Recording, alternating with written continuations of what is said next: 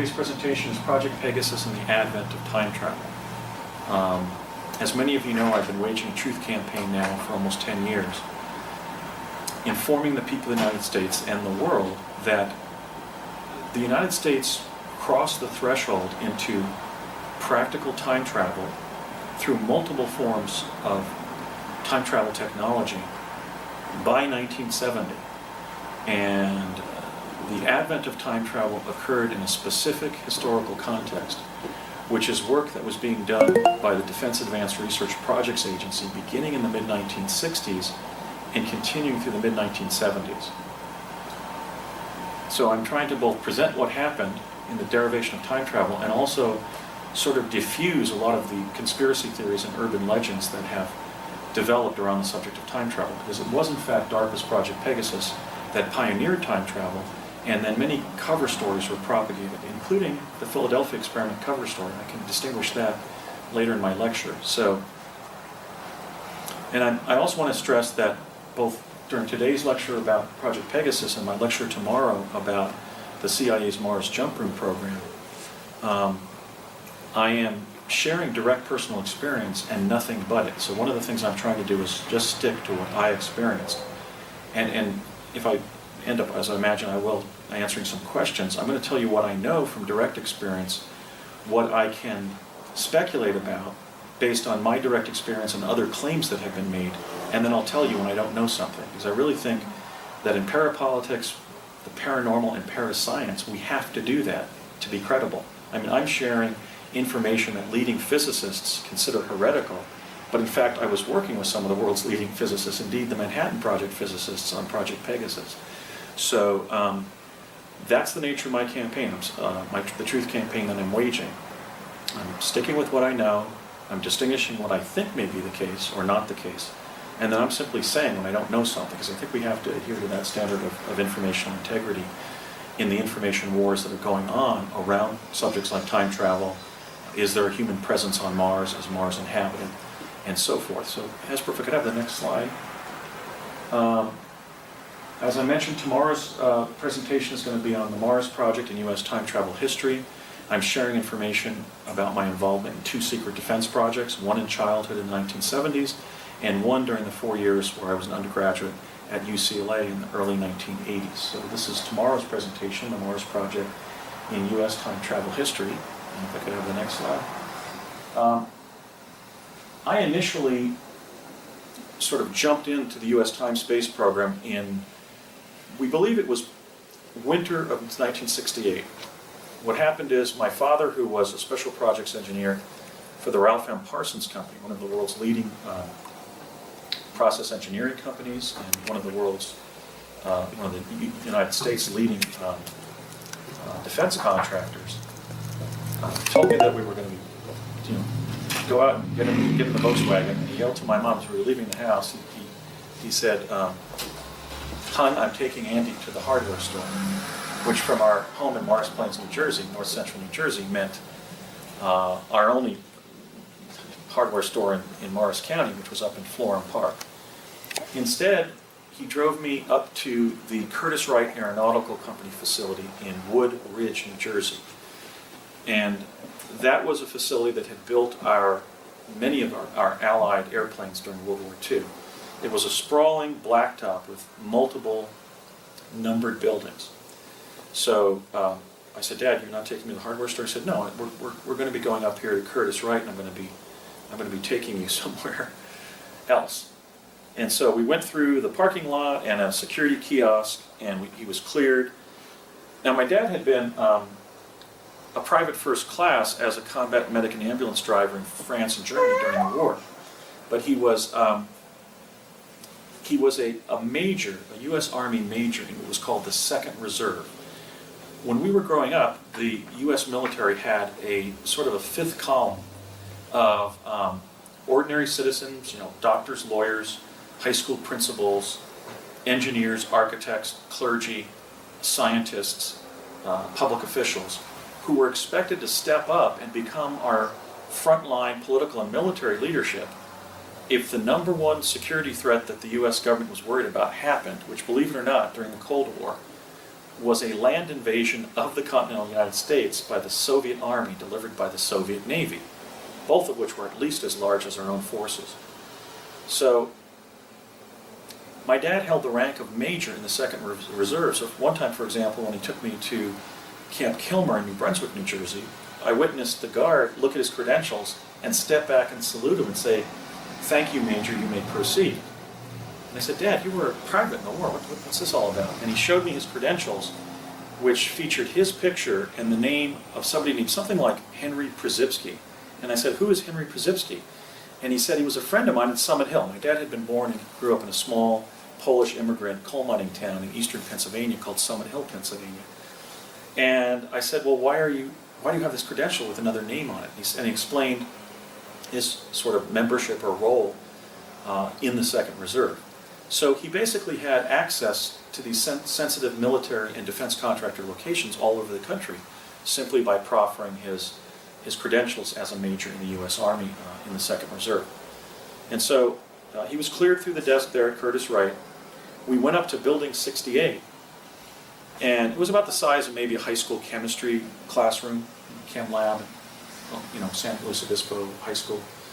And in the front of the room were 2 gray parenthesis-shaped objects that looked sort of just like if you put your fingers up like this, sort of like, closing parentheses.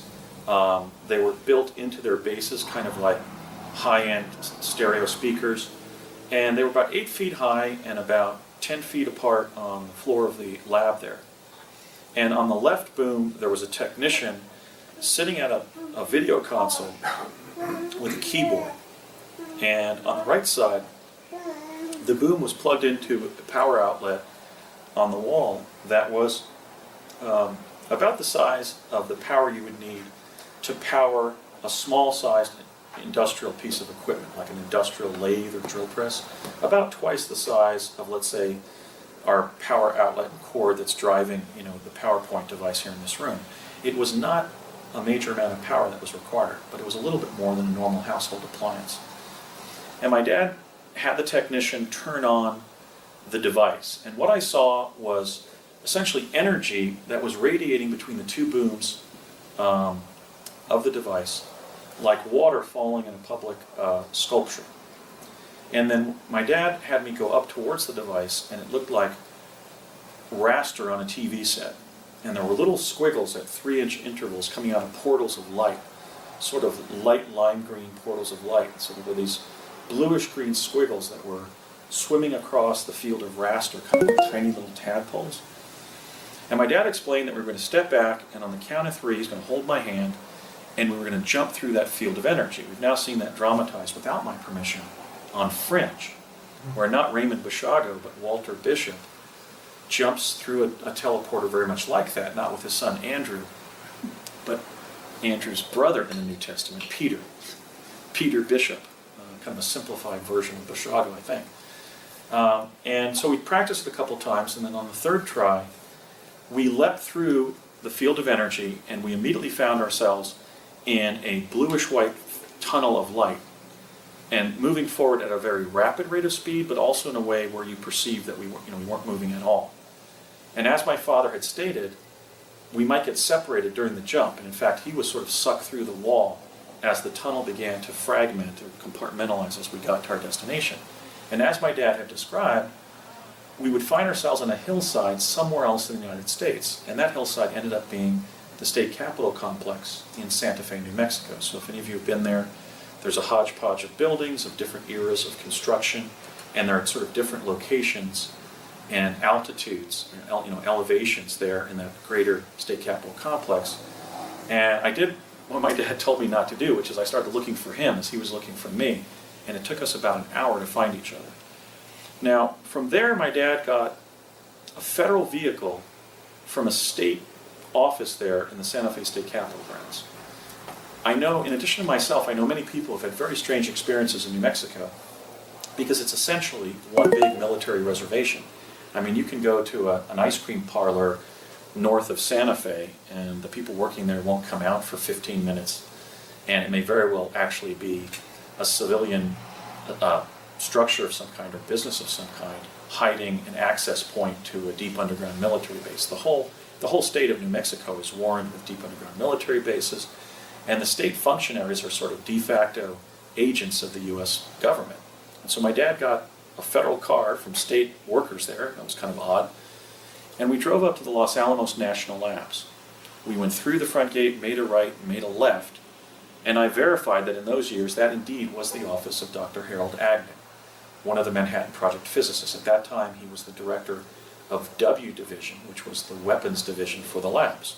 The hidden history of U.S. time travel is that teleportation was weaponized during World War II, and it and other time travel technologies have remained essentially secret, compartmentalized devices held by the U.S. Department of Defense. So Agnew was then the man who had, or the scientist who had ambit over the nuclear weapons program. And he said, he came in and greeted my father, and my father handed him a prospectus. And I later learned from my dad that prospectus, he'd actually taken the paperclip off it back at Curtiss-Wright, because paperclips are magnetic metal, so he threw that away on the table there at Curtiss-Wright. So he hands Dr. Agnew this sheaf of paper and multiple pages, and Agnew starts reading through it. And without looking up, he says to my father, how was your trip out here? And my dad said, fine, Harold, and fast. And he looked up and said to my dad, oh, did you take the teleporter? And my dad said, yep, and so did my number 3 son, Andrew. And then Harold looked up at me and smiled. As you can see, I was an exceptionally cute lad. And said, how old? And my father and I said 6. Now, I was born on September 18th of 1961. And so if we were there at Harold M. Agnew's office at the Los Alamos National Labs, often called LANL for short, then that meeting with Dr. Agnew, which followed my dad and I teleporting there, had to take place sometime between September of 1967 and September of 1968. When I've looked back and tried to get the fix on it, it seems to have been like into winter of 1968. That would have been the winter of my first grade year. This is my kindergarten picture. So I was roughly this age when I first teleported with my dad to New Mexico and back from an identical teleportation device that was located in a room with identical linoleum floor tile, the same paper Dixie cup and number 2 pencil over on the window at the Sandia National Labs. Now I think they did that because the use of that device as a teleportation device was accidentally discovered when they constructed a model of one of the drawings that was in Nikola Tesla's papers upon his death in 1943. And it just said Tesla energetic array, or energetic array in his original documents. And they didn't know at first that it was a teleportation device, a teleporter. And they set it up there in that room in Curtiss-Wright. And what I was told is that a technician walked through the energy field to retrieve a screwdriver on a workbench in the lab, and he suddenly disappeared, so that his supervisor thought he had been disintegrated by this Tesla device. 6 weeks or 6 months later, he shows up at the door of the facility, of that very lab, and his supervisor collapses, literally collapses, believing that he's come back from the dead, or grateful that he didn't die in the development of this Tesla device, the construction of this Tesla device. And then he told the tale of how he fell through a tunnel, apparently in the time-space continuum, and popped out in Africa, where he was virtually deified by the local tribe that he had teleported to, until he explained that, no, I'm just an ordinary human being. He tried to communicate to them that in a way in which they would take him to the national government, he would be able to get home, and he did. And it was either 6 weeks or 6 months. I think it was 6 weeks. Sean David Morton has told that story as if, I think he says that Maitreya teleported to Africa or something. He's kind of mystified it. But that's in fact the story we were told in our training. So they realized that this Tesla device, in Tesla's original papers, that had actually been seized by the War Department, kept in the National Archives under the Alien Property Act in '44, and then forwarded to Los Alamos when the Manhattan Project physicists began gathering there to build the atomic bomb. They thought, well, let's send Tesla's paperwork to the physicists in the world who can make the most sense of them. So ultimately they were sent to Los Alamos when the Los Alamos Scientific Laboratory was being started to build the atomic bomb, and that's where they remain to this day. So my experience with time travel goes back to that 1968 period when, as a 6-year-old, going to age 7 by September of 1968. Fall of 1969, I'm placed in a learning lab at my public elementary school, Mount View Road School in Morris Plains, New Jersey, and we began being trained with these speed learning machines called tachistoscopes, which had been designed by the Office of Naval Research and constructed at one of my father's former employers, the Thomas A. Edison Research Labs in West Orange, New Jersey. So fall of '69, I'm 7 going on age 8 by September 18th.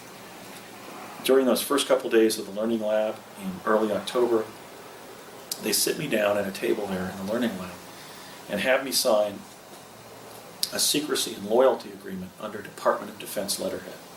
Why am I speaking out today? Notwithstanding that agreement, under American law, children lack the capacity to contract. So sitting me down and having me sign that agreement was basically a legal nullity. It meant nothing. It was just an exercise to convince the children in the program to shut up about what they would be learning. So I'm going forward on Project Pegasus publicly without any concern that I can be prosecuted, because I can't be. Because what I learned then occurred between age 8 or 7 and 11, between fall of '69 when I was officially enrolled and then the end of the summer of '72. So I have no moral compunction about speaking out. And as you'll see in my presentation today, I have a moral duty to speak out, because we're going to be needing, at least at a minimum, Tesla teleportation to save our global civilization. Here in California, every time Caltrans builds a lane on a California freeway, it fills up with cars in 30 days. I mean, who of us wants to be living in cities around the world with 24-lane freeways? I just went back to my hometown in Morris Plains, New Jersey, and on Ridgedale Avenue, a highway that was basically one lane of divided traffic when we left in November of 1972, is now 8 lanes on each side of Ridgedale Avenue, one part of that.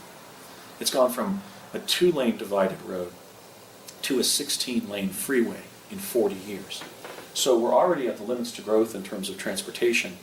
And so in addition to wanting to sort of write the moral score or personal score by talking out publicly, I'm speaking out under what I believe is a moral duty to advocate for the adoption of teleportation, which is one of my principal goals that I'll have, or have already, but that I'll implement if I'm elected President of the United States, which I will be pursuing in 2016. So I think that, we're running out of options, and we're really going to have to take our technical infrastructure, our urban infrastructure, up to a new high level of sophistication, or we're going to have collapses in our major cities just by people being stuck in traffic. You can't go to work or school or the hospital or the grocery store. You can't take your kids to school if everything is stopped on your major traffic arterials. That's what's occurring now all over the United States. And that's one of the reasons I recently took a trip to, I had some film shoots, some TV shoots, but I made it my business to investigate Pennsylvania as I knew it, New Jersey as I knew it, San Luis Obispo as I knew it as a graduate student in planning here in the early 90s. It's happening all over the country. The country's basically shutting down time-wise because we've reached the limits of growth in transportation. So we're going to be needing to be implementing Tesla teleportation to correct that, even if it's a matter of just taking all of the trucks off our freeways and our 16-wheelers, if not teleporting human beings. We're going to have to be shipping our goods via teleportation, or we're going to have a major economic, social collapse in this country. So I once asked my dad, I found out when I was being trained on Project Pegasus, and then years later by Courtney Hunt of the CIA, that I was one of 140 gifted and talented American school children who were enrolled in Project Pegasus. Some of the time travel devices required the involvement of children, and I'll explain that later in my lecture. But that's from 2 sources many years removed that stated it was 14 groups of 10 children, and each of the groups was indicated by a color, and each team had a captain. I was in blue team, and I was the captain of blue team.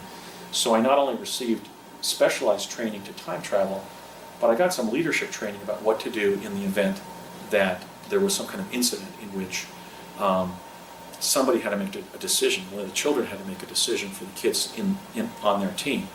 And I'll describe an event like that happened in a teleportation mishap that we were involved in, where I actually pulled rank and as captain of blue team and got the kids home. Years after I was in Pegasus, almost 20 years later, shortly before my father's death in 1990, we had been talking about the program off and on from roughly 1986 to his death in January of 90. Maybe 3 major heart-to-hearts and then some offhanded discussion. And I said, Dad, was I the first child to teleport? Because you took me to that, you took me on that trip when I was really quite small, I remember. And he said, no, you were probably about the 20th or 25th. And I said, why? And he said, well, the first group were 3 Navy enlisted guys, and they jumped through. They were adult volunteers from the Navy, and they jumped through, and they asphyxiated and died because the tunnel was too long, and they ran out of oxygen. So the first was a mishap, not unlike the Philadelphia experiment story of men being fused in the deck, but it really wasn't that dramatic. They simply suffocated because they ran out of oxygen because my dad and his colleagues had set up a tunnel that was too long. They hadn't learned how to fine-tune the device yet. And then I said, well, okay, Navy enlisted, what about after that? And he said, well, the second group we used, you have to understand how we were sort of compromised during those years. What we were doing was, we were concerned that if we used American children, that some of our most sensitive secrets would ultimately get out, and we would be compromised as a country. And we were trying to, as you remember, we were trying to stay one step ahead of the Russians, because they were working in similar areas.